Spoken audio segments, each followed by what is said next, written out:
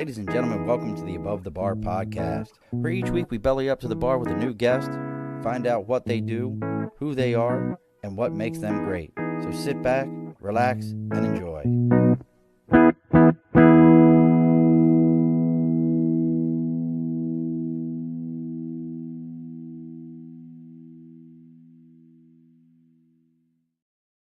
Alrighty, folks, welcome back to the Above the Bar podcast. It's your host, Sean.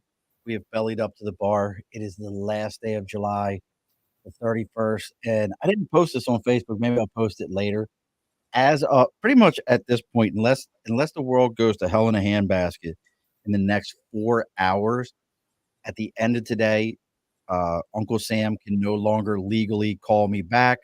I am 10 years retired as of today, and that is as far back that they can get you. So why not talk to somebody who I don't even know if she knows that I've known her husband longer than I've known her. I don't know if she realizes that, but that's who I met first, was her husband. But that being said, I kind of like her better. I'm just tell him that, but I kind of like her. So joining us from about 20 miles up the road from me, it's Miss Denise Horan. Well, thank you for having me. I'm so excited to be here. I think you're the first person from our hour to be on. Oh my gosh, that makes me special. You are special.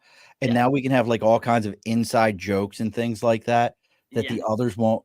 They were invited to come listen to us because some of them I'm friends with on Facebook. They were invited to come hang out with us. We'll see who shows up, but see who comes. Okay, great. But we are talking today about one of my favorite topics. If you've listened to plenty enough shows, you know I love sales. I think sales is the best thing in the world. I will always stand on my head and tell you that sales is the career path that makes the world go around. Nothing you do, folks, guess what? Not your doctor, not your lawyer, not the pen in your pocket exists with any need if somebody didn't sell it. You can have the greatest product in the world, but if you don't have somebody that can sell it, it'll sit on the shelf forever.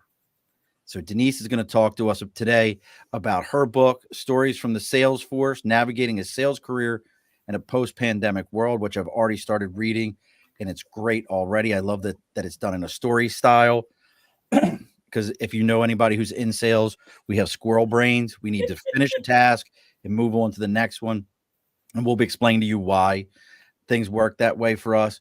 So we're going to talk about that. We're going to talk about how she got into it. But before we do that, we've always got to pay the bills. Some of you guys may know Cody Wassel and the Cody Factor. Well, she's got a new program, and we'll be putting up the link on our Facebook page after this.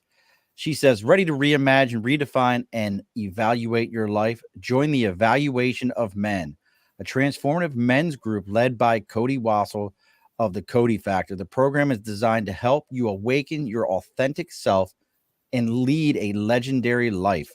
With weekly calls and personalized one-on-one sessions, you'll master emotional balance, enhance your communication skills, and grow into a better, wait a second, you ready? Grow into a better lover for yourself and your partner. Hey now. Wow. Plus I don't even like one personalized, like how does that work if you're doing personalized one-on-one sessions? And then I'm gonna get like, Cody, we got to talk about this, like your ad copy. I should have read it again. But plus you'll gain tools for career success, financial stability, and true self-discovery. Apply now, and I'll put that link up there for the evaluation.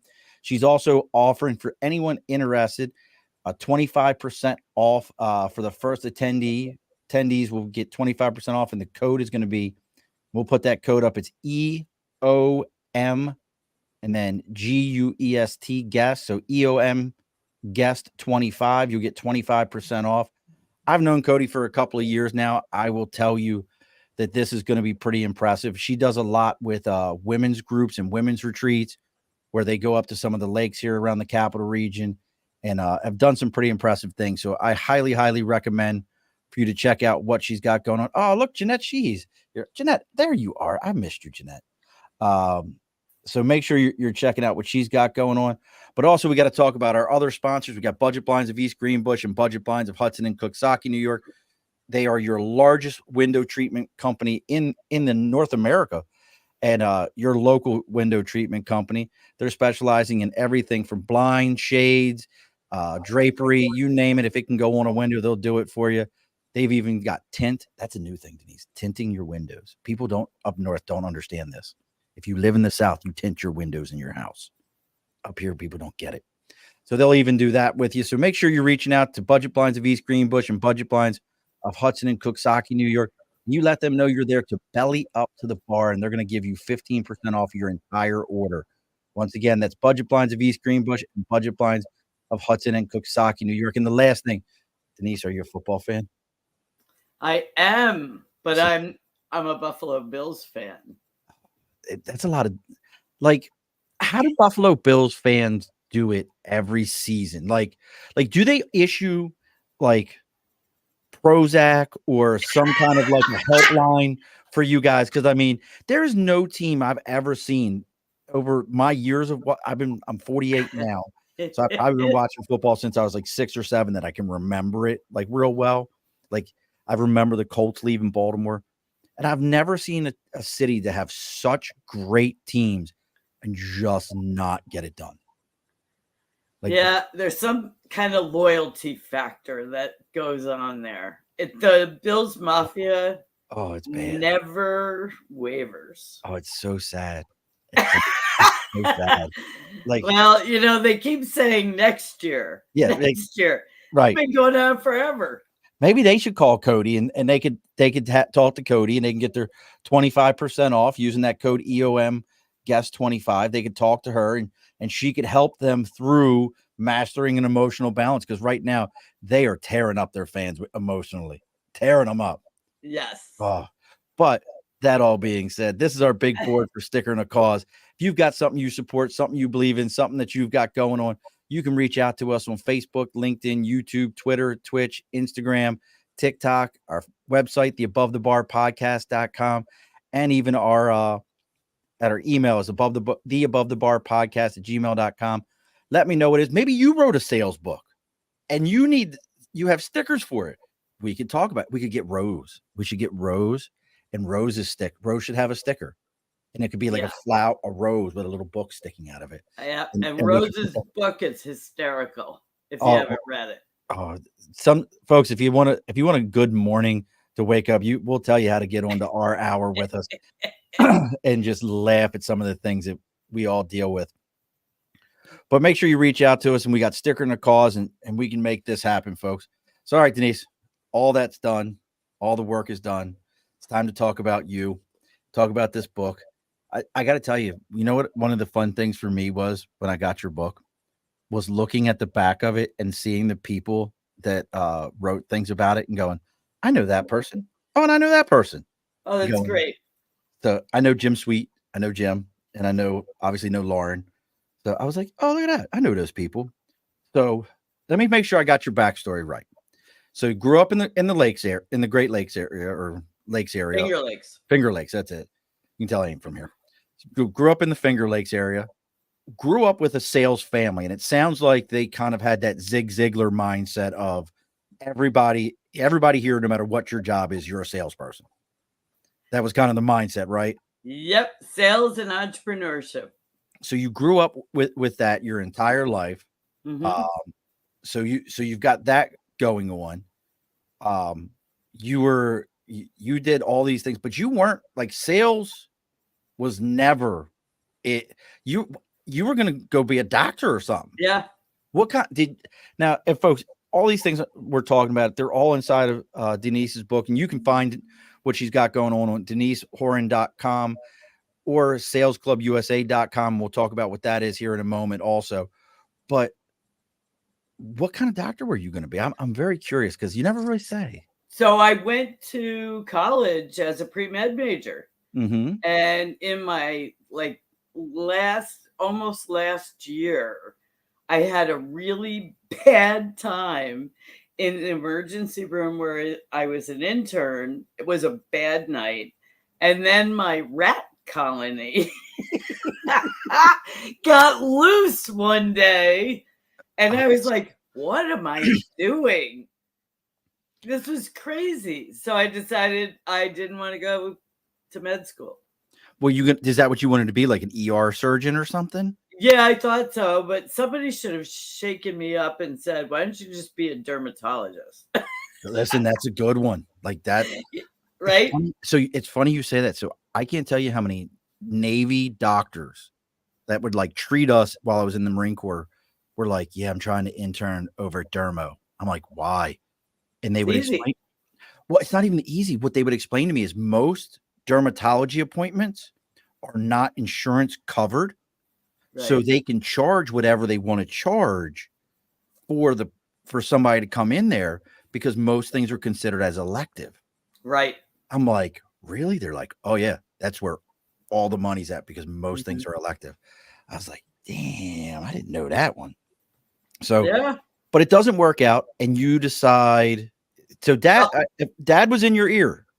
oh, Dad was in my ear, okay, because he had to pay a lot of money for me to go to a good pre-med school. And he's like, "What are you going to do?" I go, "I don't know. I guess I'll go get a master's because the Here, economy was bad." I'm like, "What am I going to do with myself?" So I came here to Albany, to U Albany, and got an MBA in marketing.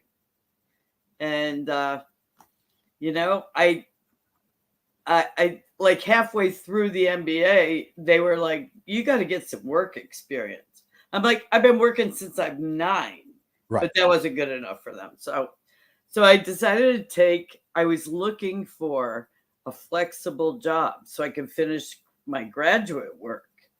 So I found this sales job that was straight commission. My boss was in New York City, Now, can I and it pause you for a was second? I got to ask a question real quick. mhm. So, most people are scared to death of straight commission. Oh, I know. It's the best job in the world. Please tell people why.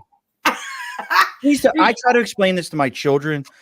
My father was like this. My father was like, commission. Give me, I don't Yeah. want your paycheck. You can Yes. keep your paycheck. I want my commission. Can you Right. explain this? Why?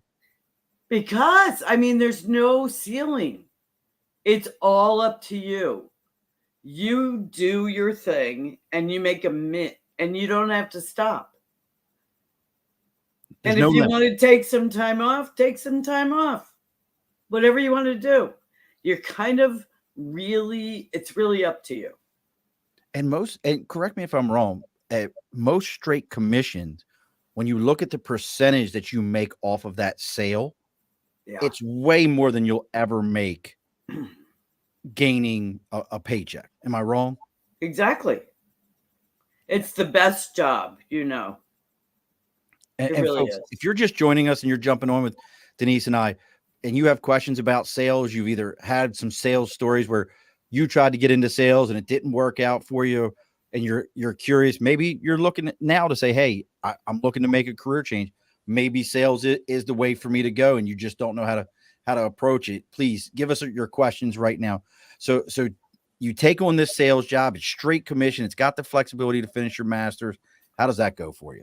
So my boss I went to school at night, worked in the day, and my boss was crazy entrepreneur. He was awesome. He would call me at 10 o'clock at night to ask me how my day went because I didn't get out of school until like 9 or 9:30. Oh wow. So, but he was totally into this brand new company, was $5 million, and he was putting everything he had into it. And all he said was go out and meet the whole entire city. Look at me. I You love know I talk to I strangers. yes.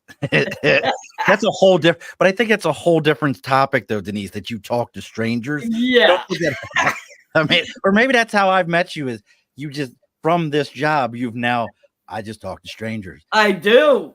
You know, I sat on a lot of bar stools now that I'm Oh, looking at them on the screen, you see? know, meeting people and just trying to find business. And also, it became not a job, it was a lifestyle.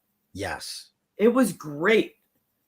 I made this big circle of friends. I made tons of contacts. So I ended up that I graduated, I got an MBA, and my father was like, "Oh, okay. So what kind of job are you going to look for?" I'm like, Sorry, Dad, I'm not leaving. Oh, really? He was like, how did he take that when you were like, nope, I'm here, I'm good? Yeah, that was like a definite conversation, but um, he was in sales in his days also, so he couldn't really say anything, and he knew it was great. So I did ask my boss for a management job, and he ended up letting me open new territories and build a team. And my favorite thing, and which is kind of not what management is always like, I would go out with my people all the time. So you're So, supposed yeah, you are, but a lot of managers don't do that. They don't go out and support their people and join in the fun and do that.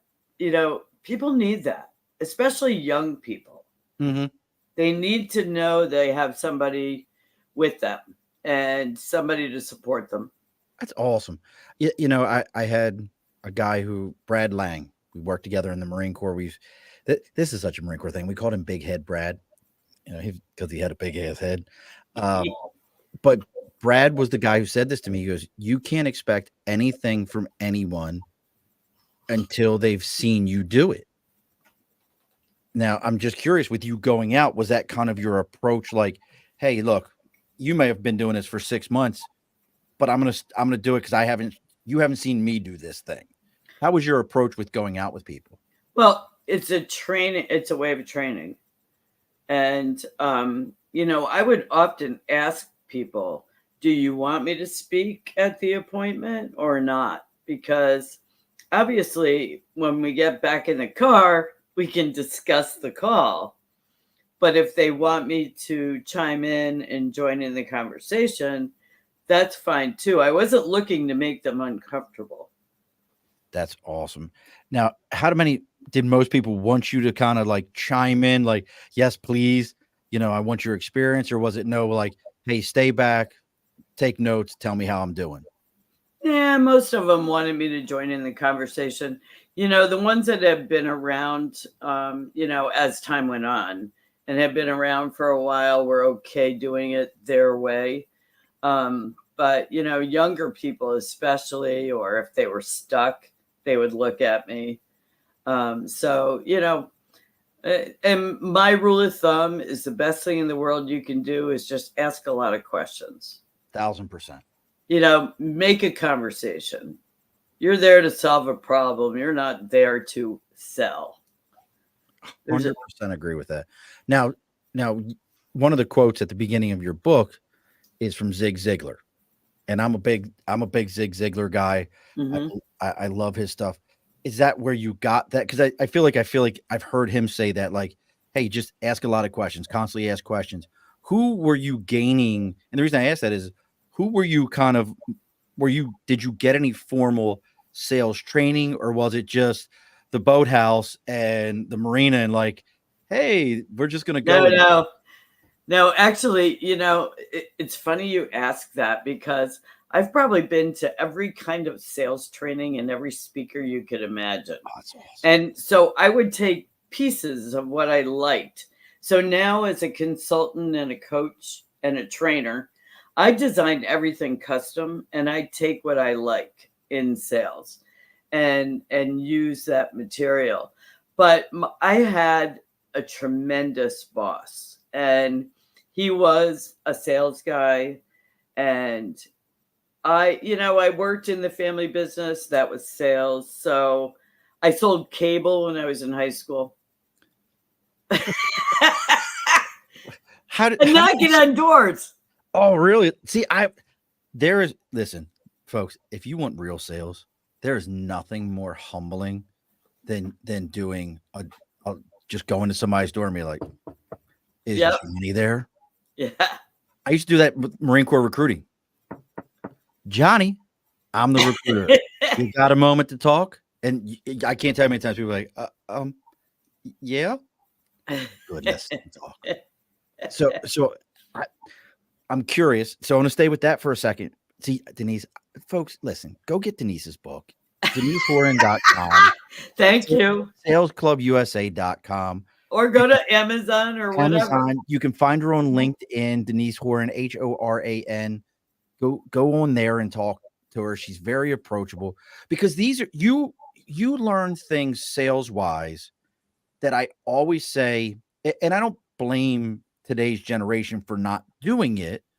It's they're told, oh, you don't have to, but Right. that door knocking process of just and going, let me introduce myself. Can you think of anything in a sales process scarier, more humbling, or that will hype you up if it's successful than that? Yeah, I think nowadays people are afraid. I knock on a door, I could get shot. This is And, true. I This is mean, very true. no offense. It's a lot better to take that literally and apply it to, a phone call or, an event where you walk up and you introduce yourself. There's a lot of ways to do it now that probably are a little safer. Although I think I think the average person is a good person. It's just, you know, I don't want to be the coach that gets somebody hurt. I'm with you, but really, I mean, such a humbling experience Yes. to just be like, I'm Mhm. here. Yeah. Let's talk. And especially if it's something they never even thought about. Yep. Exactly. So Exactly. you were doing that for 12 years working for somebody else. Yes, I was. Mhm. And all of a sudden you're about to be mom, No, well, actually, there was some before. Oh, If you was there want some to know. before? Okay. So I worked for two guys that were partners, and they were the crazy entrepreneurs. And I worked for, let's just say, the one who sat in New York City. Okay. He was amazing. He gave me my promotions. He was always there for me, even at 7 in the morning or 10 at night. It He was didn't there. matter. And when I got promoted to the very top, they kind of uh, oversaw like different parts of the business. So after 10 years, I got moved to the other owner, who I very much liked, Uh-huh. but it, I think he was, it sounds a little cocky, but I think he's a little jealous of me. My Okay. team really liked me and we did really well. Um, and I think he kind of, wanted my job, I felt like. I He was mean, one of the owners? yeah, That's weird. it was a weird feeling and maybe I misinterpreted it. And I thank them every day. They taught me a ton. So it wasn't a big problem, but I parted looking for another job. And while I was looking, I was networking because that's what we do. We call all of our clients, hey, I'm looking for a new opportunity. And people started giving me projects. Hey, while you're home, can you come in and talk to my team or can you come in and train? So I started doing that. I got busy. So that went on for a couple of years. Then all of a sudden, I was like, you know what? I might as well try this. I found myself pregnant after 11 years of marriage. I was like, you know what? I really got to get a grip. I need to get this life thing together. So, anyway, it was great. And so I've been on my own now for a long time, over 25 or about 25 years. Do you love it? Do you love running your Yeah, own show? Isn't it nice? It's such a it's beautiful great. and we'll talk a little bit about that from over on Twitch. Brummelstein asks, Sean, are you a good salesman? Yes. I'm going to tell you right now. Yes. And yes. And if you're in that sales world, I did very well in recruiting in the Marine Corps. I own my own company where I do sales every day. I actually personally, and I'd love to get your thoughts on this, Denise. I like it when somebody refers to me as a salesman or a salesperson or whatever. They're like, you're a hell of a salesman. Yeah, Um, That's a compliment. I think it is because it means I know my product. I understand how to answer your questions. I understand what you're looking for, and I can answer those questions and not stumble over them. Uh, Interesting question, Brumelstein. Are you better than Denise? I wouldn't be a good salesperson if I didn't tell you yes. And if you ask Denise the same question, she would tell you she's better than me. But that also goes back to, and she might be the GOAT. She might be the greatest of all time. But I'll tell you right now, I look at sales like this. I've never sold what she sells. Right. She's never sold what I sell. Mm-hmm. But I honestly believe if you're a great salesperson, give me, I don't know, give me 2 weeks. I just got to get some product knowledge. Right. Once I have that product knowledge, I'm golden. And I'm curious how you feel about that. If, like, for true salespeople, is that really all we need is good, strong product knowledge? You know, Sean, I can't believe you just brought this up. My pet peeve when I'm dealing with my clients, and I am so right there with you, is they're like, oh, we need to hire somebody with industry experience. I'm like, no, you need to find the best salesperson. Yes. It doesn't matter what they sold. They can learn anything, number one. And second of all, you don't necessarily want to bring in someone with bad habits. Thank you. Right? Yes. Like Henry Ford used to talk about this. Henry Ford, when he was really getting the Ford industry going, did not hire people who understood the product. He would go find great salespeople and let them learn the product. So that's what I would tell you there, Brumelstein, is it's really for I just know that I'm great at sales. I always have been. My father, I would tell you right now, and I've spoke about this on the air. My father is by far the greatest salesperson I have ever known, bar none.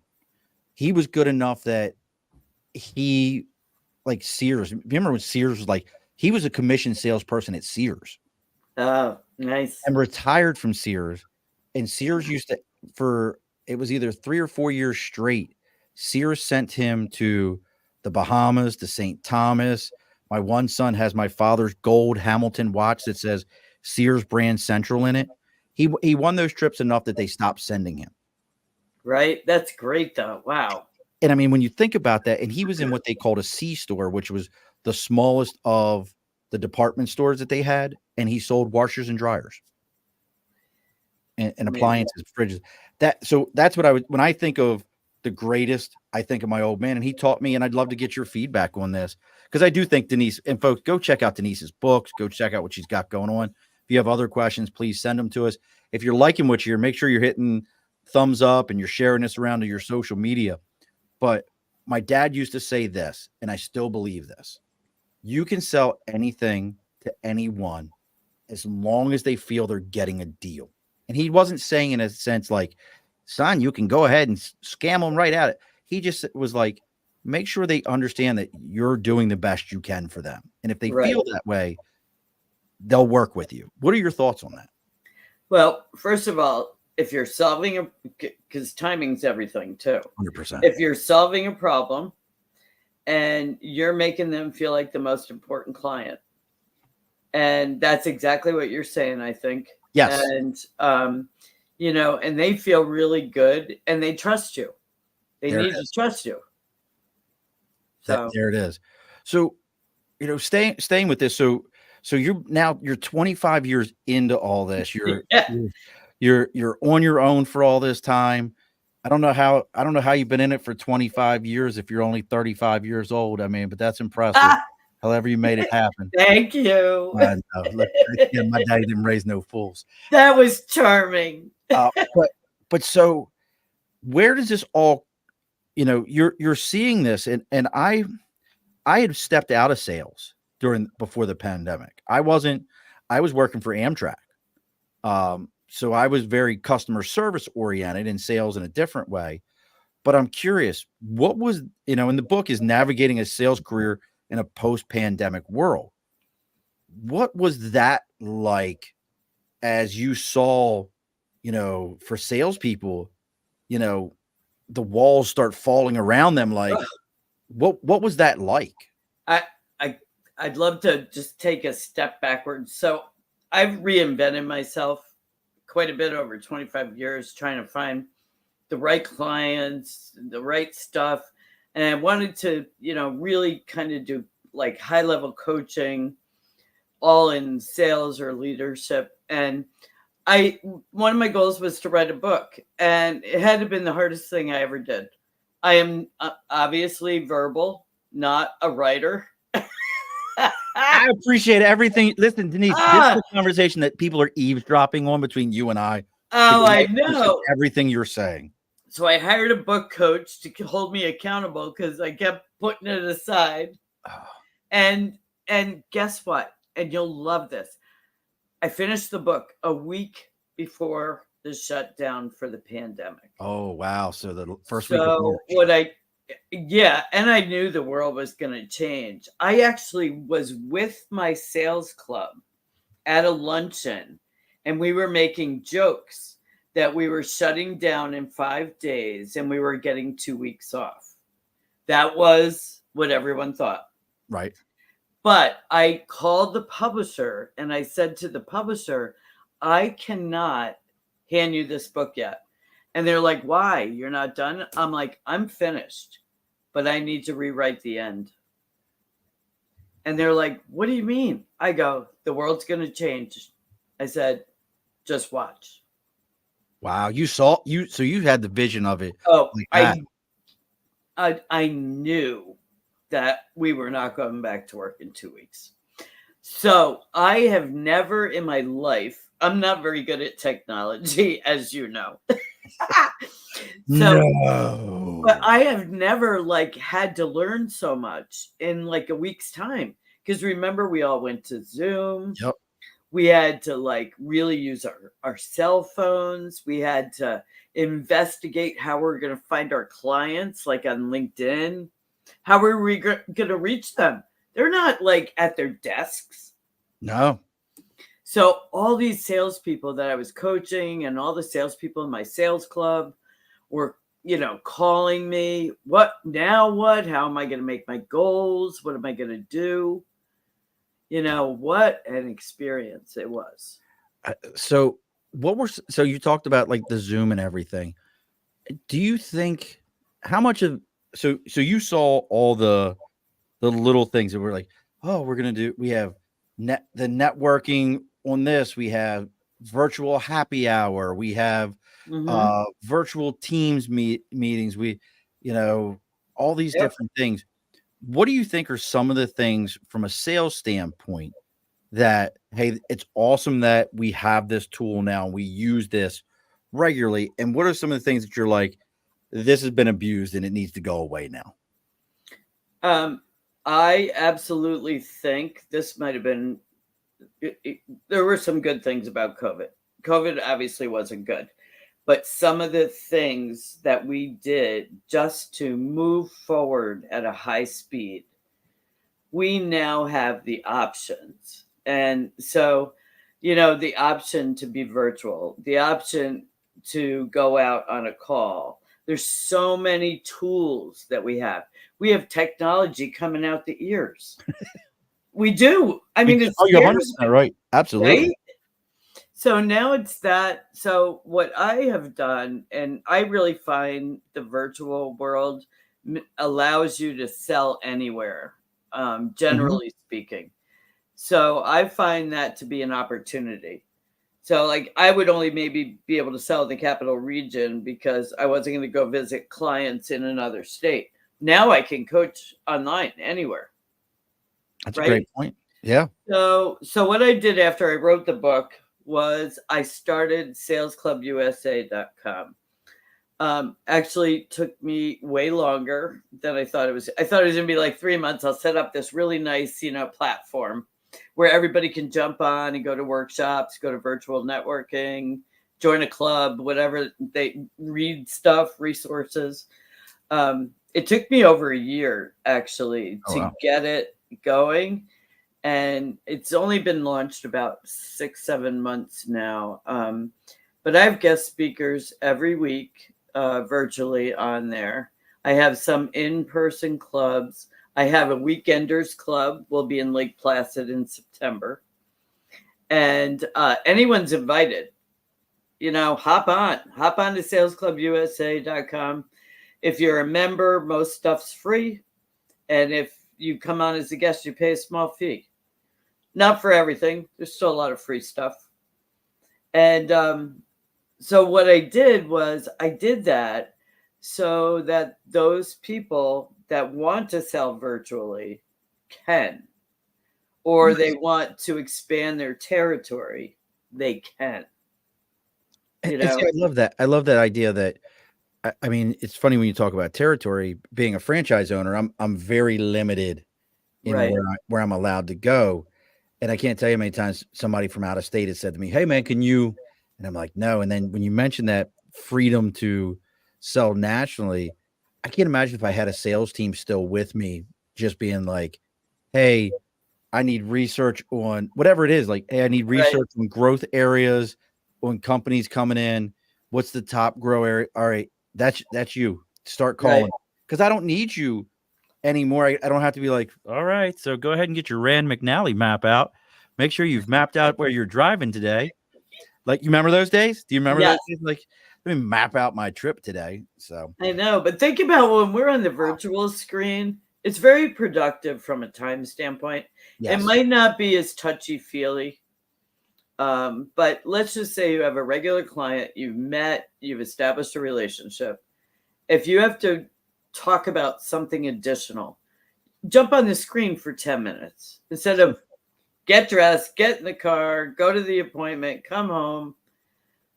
So this way you can decide, what do you want to do in person? What do you want to do via technology? well, we had somebody today on our call, and so folks, Denise and I get on a call every Wednesday together. We don't miss too many of them, but we had somebody on today, and she was saying that she was like, "Hey, I'm dressed from here up." Yeah. And we laughed about that, but I understood what she meant. Like, hey, I don't have to overdo it. Now, the other side to that, though, and you mentioned like, hey, if it's somebody you've established a relationship, you've gotten into it, there's all these different techniques for getting in front of people. But what I wanted to, actually, I have two questions. See, this is my drug right here. So before we get, we're going to do one other one before we get to that one. So what would you recommend? Because there's people out there that are going to see this and they're going to say, well, how do I even get into sales? Why would I get into sales? How do I start into sales? Mhm. Is there anywhere that you would say, hey, if you can, I know back in the day, it used to be, hey, if you can go work for Xerox, go work for Xerox. I know, folks, that's a real company. Go work for Xerox, and they have the world's best sales training program. They'll teach you everything. Is there anywhere that you would recommend today, or a course that somebody could take that you think, hey, this will build a basic foundation for you to create your style from? Well, you know what? There's a lot of sales training out there. There's like almost too much. Yes.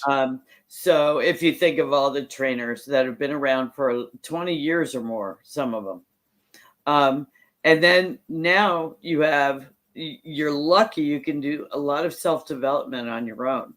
So think of all the wonderful sales podcasts out there, and some of them have really taken off, and they have small dose lessons. So when I coach people, I don't like to do anything longer than an hour. I feel like people have ADD. They don't retain anything. So like when I set up a coaching or even a small training with a group of people, I'm like, okay, we're breaking this into 1 hour topics. So when they walk out, they haven't lost everything, because 8 hours, man, you're going to lose a lot. You have So I've done those days.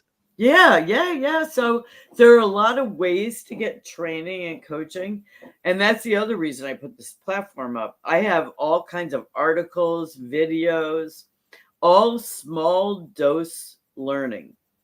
easy bite-sized stuff. And folks, if you're just Exactly. joining us, that's on Denise's site, Yep. salesclubusa.com. Yep. You can see what's going on. You can see what they have happening. Personally, I'm going to recommend it to you.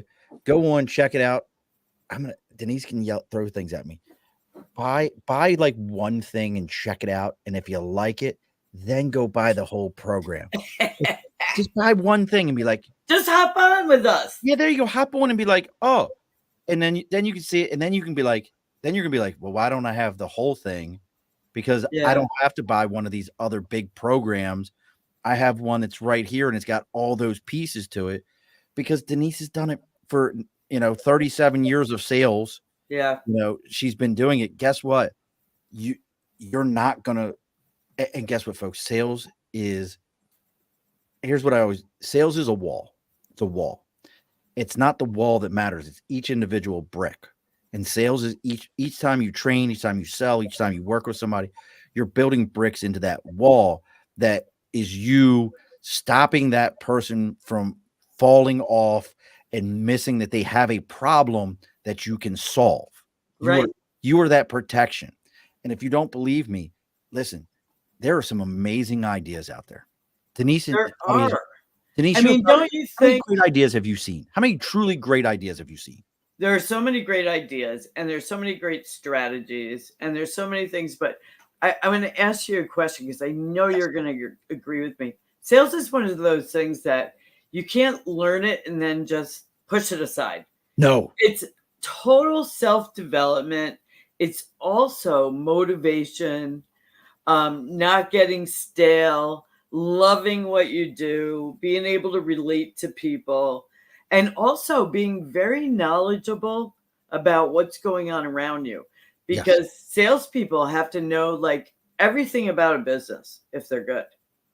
So, when I have speakers on, I have leadership, management, HR people. I have all kinds of people hoping the more knowledge and the more interesting they are and the more helpful they are, the better salespeople they'll become. 100%. And folks, if you are an entrepreneur and you're checking this out and you're like, well, I don't know about sales. You know who you should send to sales training? Send your receptionist to sales training. Yeah. Send your if you have like a service related jobs, send all your service techs to sales training. And if you think I'm crazy, listen to me. And Denise, back me up here if one way or another. Mm-hmm. But those are the people that are the first line of communication with, and they're the ones that are going to say, hold on 1 minute. We'll be right there to satisfy your needs. Whatever it is, they're going to speak in a way that from the minute they get on the phone or to the last thing they do, they're being sold. Your service guy, as he's walking out the door, should be somebody going, hey, before I leave, do you need me to fill in the blank? I can do that right now. Right. And Randall, 100%. It's right. Or have them come back to the office, say, I see another opportunity there. Do we want to have somebody call them? Right. Yes. I mean, and it's never ending. Sales should feel like it's a never ending process. Like it should just always feel like things are happening, things are going on in that. Like, yep. I love sales. I'm so addicted. And Randall's right. It's all about communicating. It's about relationship building. It's really bonding with your client. Now we're getting close. We're getting close to closing the bar here, folks. You have questions and everything, and it drives me nuts. Like this is something I can talk about every day. People, hours. My wife says, well, why don't you just do a show just about sales? I'm like, because I don't want to, because I want to learn about everything else. Because I am a salesperson, so I want to know everything else so I can have a conversation with people about other things. Yes. Because there's so many different styles of salespeople that are out there. I'm a very much I'm a rapport salesperson. I'm 100% rapport. Good. I'm the guy who I want to sit down with you. I want to get to know you. I want to tell you about me. I want to feel like we have an emotional connection to each other and then be like, oh, by the way, let's talk about this problem. Because I feel like we communicate better. Absolutely. That's me.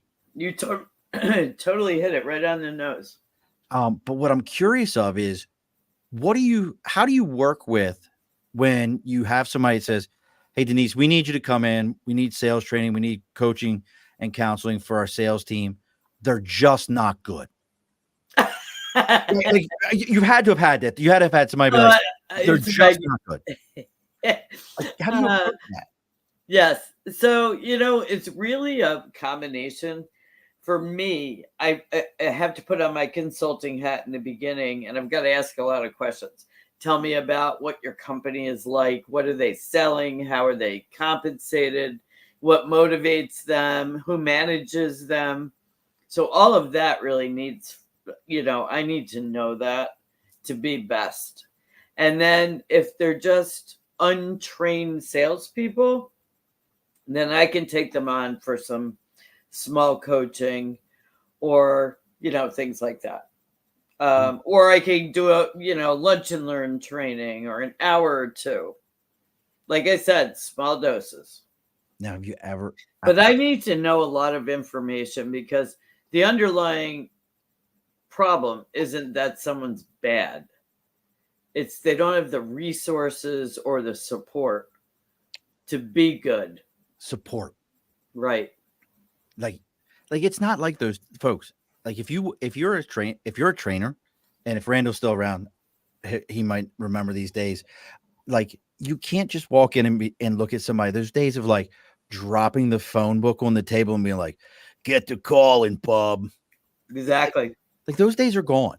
Mm-hmm. Like, today's generation expects, like, you've got a training program for me. You've got KPIs that I need to be hitting. You've got processes that I need to be doing. Oh, wait a sec. I'm having problems. Why are you not calling me back into the office and having a coaching and counseling session with me to show me where my shortcomings are? What is my foundational training? I'm a very anti-ism guy. If you just, Mm-hmm. I don't know how you feel about that, but I'm very anti-ism. I'm very trained to foundational stuff Right. that can always, I think in sports terms, like, if you know how to throw a ball and the guy starts throwing it wrong, you can go back to his mechanics and be like, let's throw the ball right. Here's the foundational stuff. I heard all these different things that you're saying, but is there any, like, do you have like, I used The to use, process. like my process was pesos. I don't know if you've ever heard of pesos before, but I used the pesos process. Oh no. I'm not sure Peso, I have. peso stands for prepare, explain, show, observe, supervise. There you go. So you sit down with someone, you prepare them for what they're going to be doing, you explain what it is, you show them how to do it, you observe them doing it, and then you supervise to make corrections on that. Yep. So pesos, prepare, explain, show, observe, supervise. I think a lot of people, including myself, believe sales is definitely process driven, because you can see where people drop the ball. Let's just say that they're learning, but then they don't follow up or they don't practice or you know what I mean? So it is a process driven thing. But I told you I'm like totally into customizing now because some people are in a sales cycle that takes years. Some are in a sales cycle that takes hours. So you need to learn all that before you can actually train them on the correct process. And what tools? Denise, listen, whoever, Bromelstein, if you're around, if you dropped me into a sales cycle that was a year-long sales cycle, these ones where these people do like, hey, we put a bid in, we might not hear back for 6 months to a year, whether or not we got the job, and I couldn't do it. I think you may have found something just now, Denise. You may have just found the one thing in a sales process that I'm not built for. Well, just think of that long sales cycle like a banker. Yeah. They've made a relationship, but nobody's done a merger or bought a piece of equipment for 5 years. You're like, how do you train them to make sure that you're still in the mind of the prospect? Because you still need to be in front of them, even though they're not going to buy anything for 3 years. That I know. It's not my style either. Like at my neck, I'm starting to twitch and I gotta stretch my neck. Like I can't. Like I'm definitely like I'm. I used to drive me nuts because so Randall and I did the same sales in the Marine Corps, and he's talking about he wanted his guys to be proficient when they had to qualify a prospect. Right. So just shut up and dial annoyed him. Like he that was like a thing where guys would be like, "Shut up! I don't want to hear that. Just dial the phone." Like, no, I can't. No. It's quality, not quantity. Every time. And Randall's right. I mean, you need to focus on what's important. You And those managers that are still smile and dial, it's yeah, wrong. It's wrong. it's done. Those days are done. Yes. Those days are done. Yes. I mean, those days are so far gone and beyond us. I mean, and folks, if you're just joining us or as you're listening to this audio version, DeniseHoran.com, HORAN.com, salesclubusa.com. See what she's got going on. See what she has happening. If you have a sales team and you're looking for something, this is a great opportunity for you to sit down. If you're looking for a book to read, say stories from the sales field, navigating a sales career in a post-pandemic world, that's a book you can sit down and enjoy. And again, as I was saying, it's all done in a storytelling process. But what I liked personally as I was reading this is I liked at the end of each of the stories, lessons learned, sales tip, action plan. It wasn't just like, hey, let me tell you some funny things that happened for me when I was selling things. It actually had something at the end of it like, hey, like this one I just opened to. Know the worth of your time. It's okay to walk away and find a better prospect. Use your network and build it consistently. Go to an event where you know no one and talk to strangers. Out of this, you know what the hardest lesson in this one, I think for every salesperson is, and I'm notoriously bad with this. I've always been. I've got a sales career that's pretty long. It's okay to walk away and find a better prospect. Yeah. I think that's the greatest salespeople in the world know how to do that. Yeah.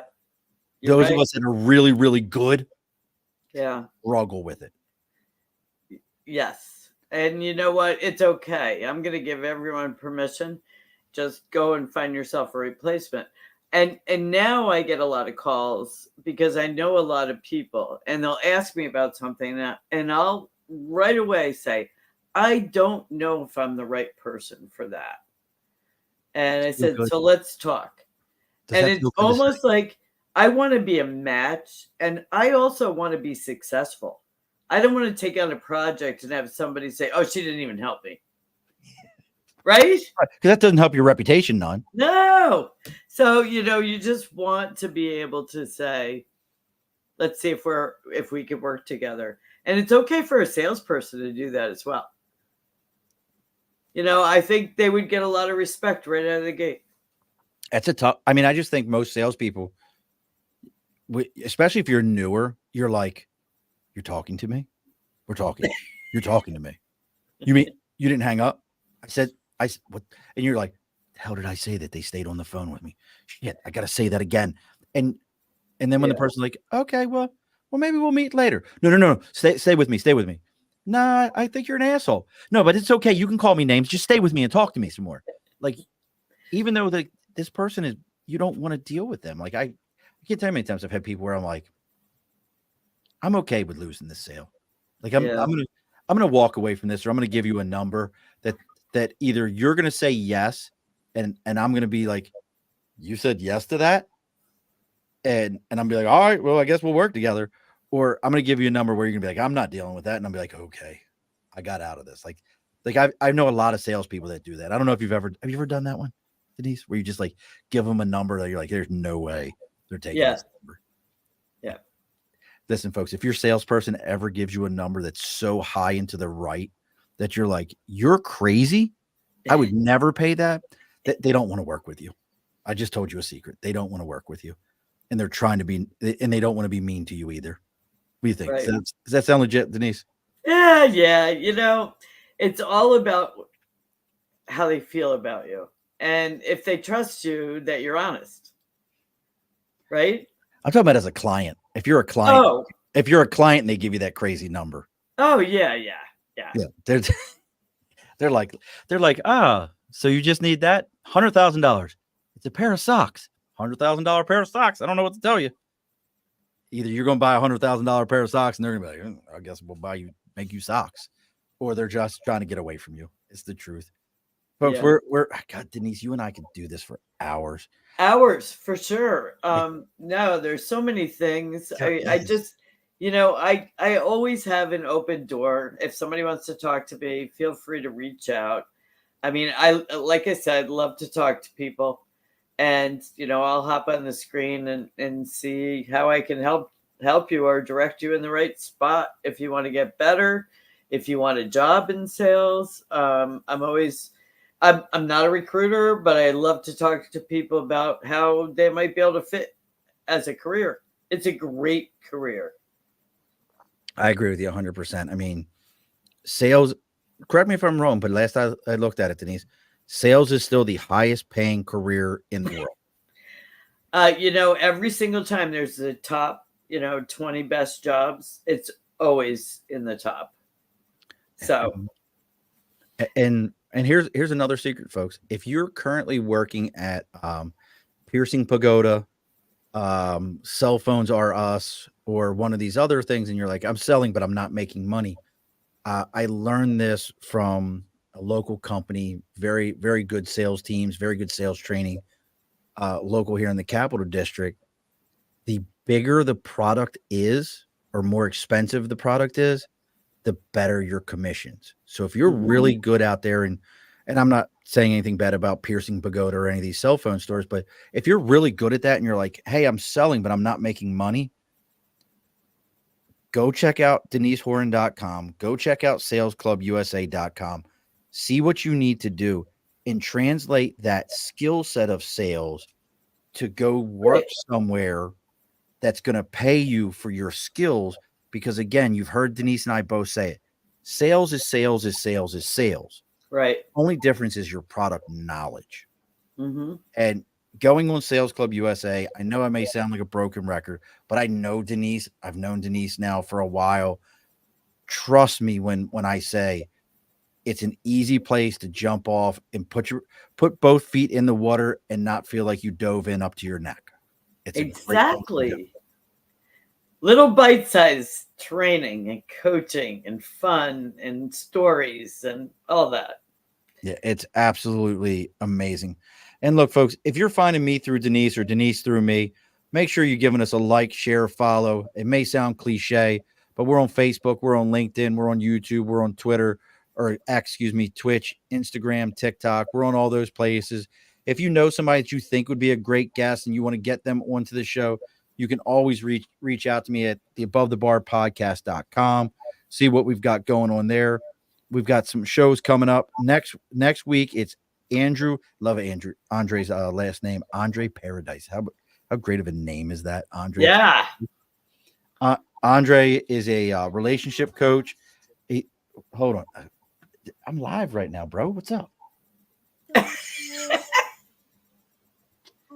Have October 16th passed yet?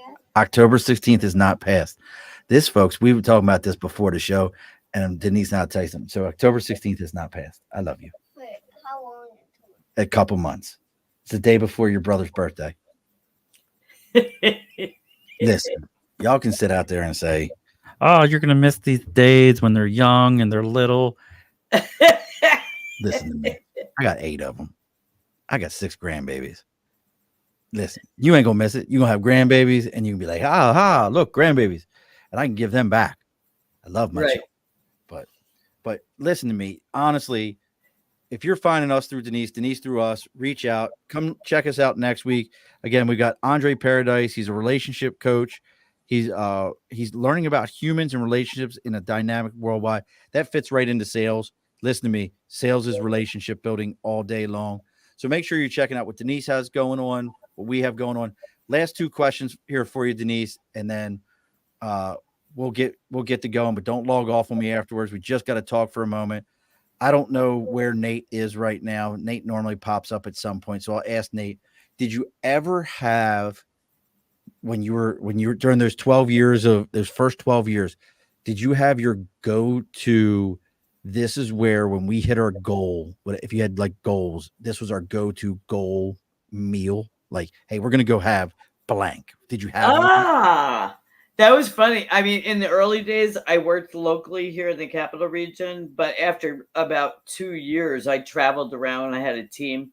So I was all over the Northeast, and I had some favorite spots in different cities. But I was one of those people that would be like, hey, we made the goal. Let's go treat ourselves out for a great dinner. I learned that mentally because that is part of sales. You treat yourself, you want a little more. But I think I got it from my boss who would say, I can't believe you made that sale. You should go shopping. And I realized he wanted me to want more money. That's it. Yeah, it was mental. That's it. All right. So here it is, Denise. Now you've binged a few episodes. You've been digging in. You know what's about to come up. The guest always gets the final word. So what's the final word tonight? The final word is you love what you do. And if you don't love what you do, come and talk to me, because sales is a lifestyle. If you can talk to people, meet strangers, and solve problems, the world needs you, especially now. They really need good people out there. So I would do that. Also, put your efforts into self-development. Don't go stale. Alrighty, folks. Keep going. You got something else? No, go ahead. Alrighty, folks. Be sure to push your stool. This has been a Second Front podcast presentation found on Apple, Spotify, and wherever podcasts can be found.